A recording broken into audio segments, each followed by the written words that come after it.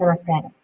ഒരു narcissistic abuse സർവൈവറിന് നമുക്ക് ആദ്യം നൽകാൻ കഴിയുന്ന അവയർനെസ് എന്ന് പറയുന്നത്, നിങ്ങൾ ഇതുവരെ എക്സ്പീരിയൻസ് ചെയ്തത് നോർമൽ ലവ് അല്ല, മറിച്ച് ഇമോഷണൽ അബ്യൂസ് ആണ് എന്നുള്ളതാണ്.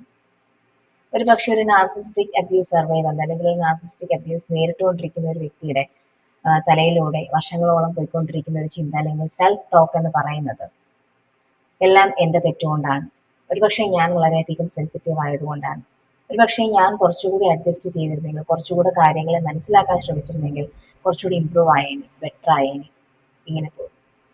മനസ്സിലാക്കേണ്ട ഒരു കാര്യം എന്ന് പറയുന്നത്, ഹീലിംഗിലേക്കുള്ള ആദ്യ പടികൾ എന്ന് പറയുന്നത് കൃത്യമായിട്ട് ഈ ഒരു അബ്യൂസ് പാറ്റേൺ റെക്കഗ്നൈസ് ചെയ്യുക എന്നുള്ളതാണ്.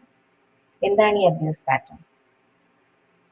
നിരന്തരമായിട്ടുള്ള ക്രിറ്റിസിസം, വളരെ നെഗറ്റീവായിട്ടുള്ള ക്രിറ്റിസിസം, കൂടെ നിൽക്കുന്ന ആളുടെ കോൺഫിഡൻസിനെയും ഇമോഷണൽ ഒരു സ്റ്റെബിലിറ്റിനെയും ബോത്തിനെയും ഒക്കെ താഴേക്ക് കൊണ്ടുപോകുന്ന രീതിയിലുള്ള criticism, manipulation, gas lighting, silent treatment, love bombing, അതിനെ തുടർന്ന് അവരുടെ ബോർത്തിനെയൊക്കെ ഡിവാല്യൂ ചെയ്യുന്ന രീതിയിലുള്ള പ്രവർത്തനങ്ങളും വർത്തമാനങ്ങളും കൂടെ ഉണ്ടാവും. ഓക്കെ, സ്വന്തം റിയാലിറ്റീനെ ഡൗട്ട് തോന്നുന്ന അവസ്ഥകൾ, സെൽഫ് ഡൗട്ട്, ഇതൊക്കെയാണ് കോമൺ ആയിട്ടുള്ള നാർസിസ്റ്റിക് അബ്യൂസ് പാറ്റേൺ. ഈ ഒരു പാറ്റേൺ കൃത്യമായിട്ട് ഐഡന്റിഫൈ ചെയ്യാൻ പറ്റുക എന്നുള്ളതാണ് ഹീലിംഗിലേക്കുള്ള first step.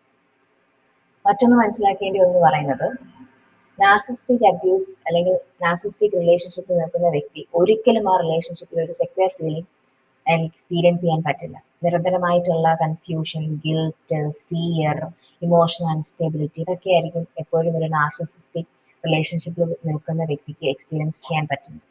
So അവയർനെസ്സിന്റെ first step എന്ന് പറയുന്നത് മനസ്സിലാക്കുക, ഒരു ഹെൽത്തി ലെവല് നിങ്ങൾക്ക് എപ്പോഴും ഒരു സേഫ്റ്റി അല്ലെങ്കിൽ സെക്യൂർ ഫീലിംഗ് നിങ്ങൾക്ക് ലഭിക്കും, ഒരു റെസ്പെക്റ്റ് ഉണ്ടാവും, ഇമോഷണൽ സ്റ്റെബിലിറ്റി അവിടെ ഉണ്ടാവും. അല്ലാതെ ഒരിക്കലും ആങ്സൈറ്റിയോ സെൽഫ് ഡൗട്ടോ ഒന്നും ആയിരിക്കില്ല. Thank you.